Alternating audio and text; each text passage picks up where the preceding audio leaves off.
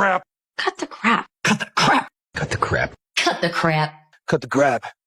السلام عليكم ورحمة الله تعالى وبركاته kusoo dhawaad muuqaalkeena maanta waxaan ka hadli doonaa macnaha cut the crap dadka filmaanta daawada in badan inaad laga yaabaa marka cut the crap waxa weeyaan waa idiomna waxa weeyaan waa iska hadal iska yar gaaban oo maaragtaane suuqa laga isticmaalo weeyaan maaragtaane laga isticmaalo suuqa okay marka English ahaan markaan u fiirsan wuxuu noqonayaa macnaha cut the crap stop